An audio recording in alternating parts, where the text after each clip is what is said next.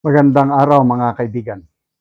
Bigyan natin ng reaction, opinion itong post ni Sas Rogando Sasot. Sabi lang niya dito, the Armed Forces of Pentagon or AFP has spoken.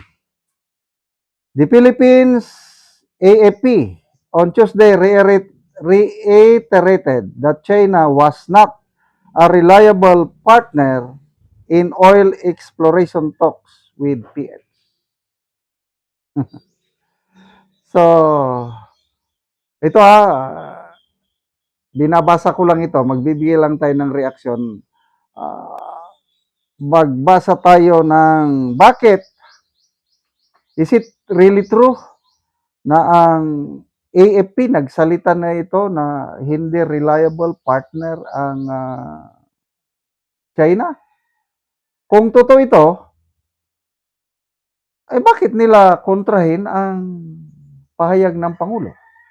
Kasi to me, tama ang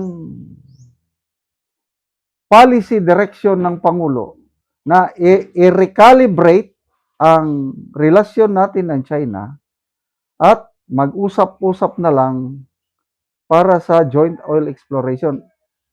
Actually, maganda na nga ang ginagawa ng DFA natin with the Chinese Embassy. May nakita kong post, nag-uusap na. Pinag-uusapan na yung pagbili natin ng langis sa China. Tapos pinag-uusapan na yung recalibration of ties. Favorable naman ang response ng China na as long as the Philippine government is sincere in its dealings with China on joint oil and gas exploration, open kami. And win-win solution yun. Nasimulan na nga nung panahon ni Tatay Digong, dapat lang na ituloy ngayon. Kaya nagtataka ako, baka naman fake news ito. Kaya lang, alangan naman mag-post si Sas Rogando Sasot ng fake news.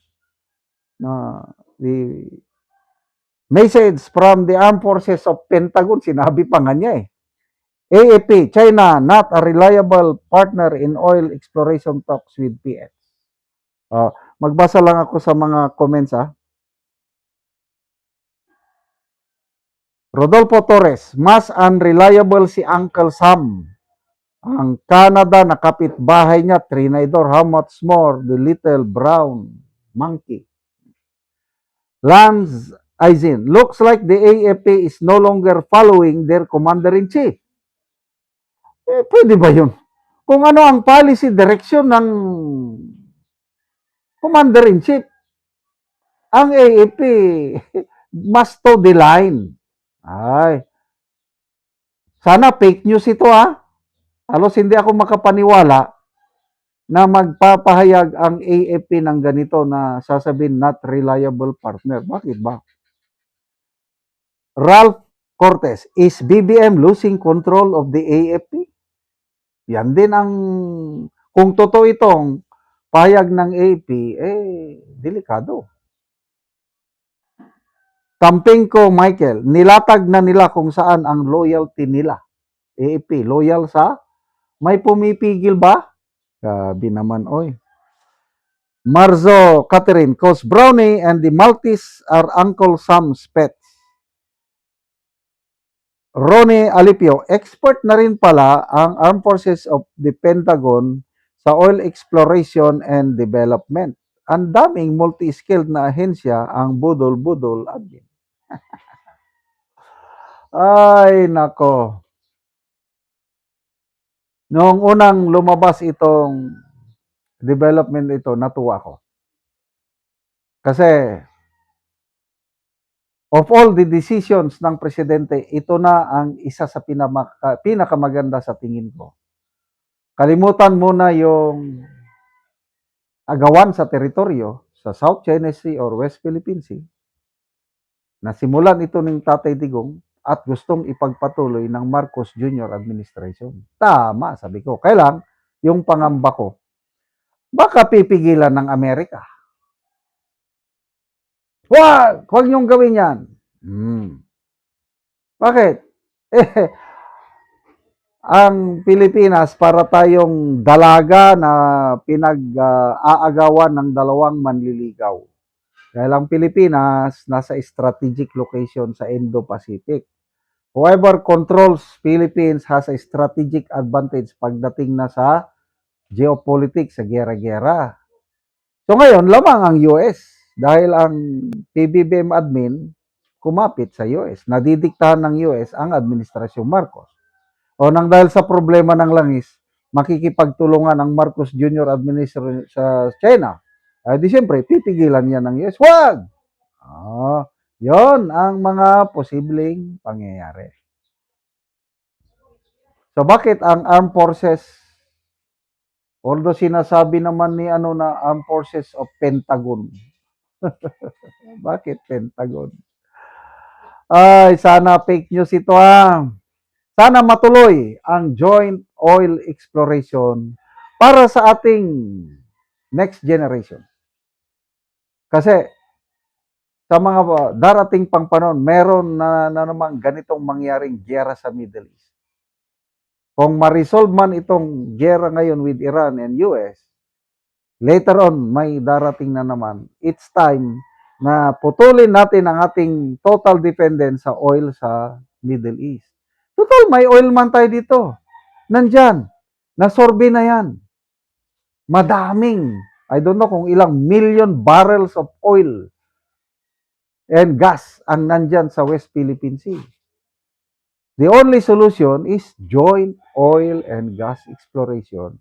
Pumayag naman ang China noon, 60% sa atin, 40% sa kanila. Pumayag na sila.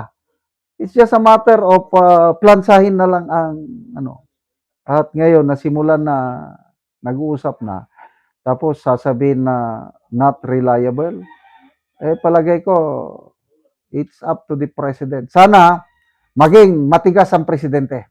Sana huwag siyang magpahawak sa liig. Mr. President, yan po, magiging legacy ninyo ito sa mga future generations ng Pilipino. Kung magtagumpay ito, you will be remembered as the president na itinuloy.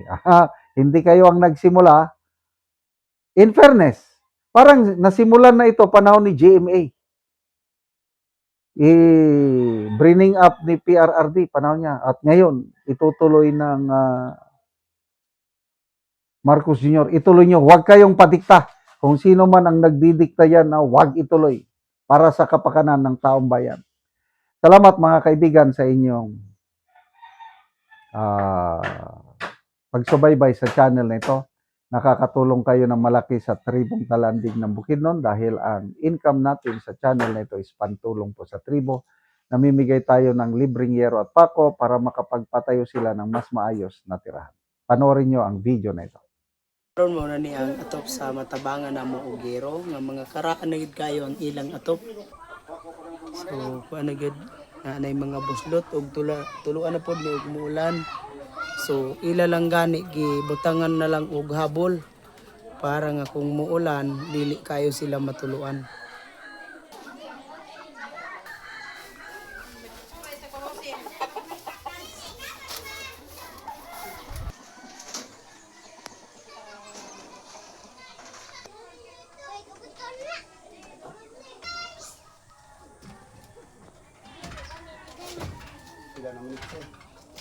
So karon niya pila na ni katuig ang imong balay nga mga buslot na? Pito naman katuig mo. Pito na katuig. So dugay-dugay na gyud. Oo, so unsay kuan ngano man niya sa pito na katuig wala mo nakapalit og gero para lang nga mapulian ang inyong atop. Tungod gid sa kalisod.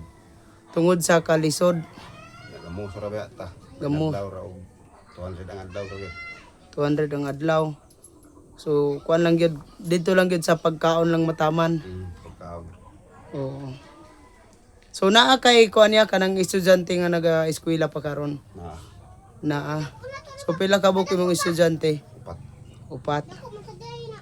So kulangon pa gid ang tag 200 nga adlawan nimo. Wala gyud. Oo, so walay na budget para sa yero. Wala gyud. Oo. No nga gitawangan ko ninyo. Oo. Nakatupra gid ko sa akong singa pila na katuig. Oo. Salamat po sa tabang sa kuha. Oo, lagi. Nga dili na kaya maulanan. Asa man imong asawa karon niya? Naglakaw man. Naglakaw siya. So ikaw lang ang naa karon sa balay. So salamat kayo.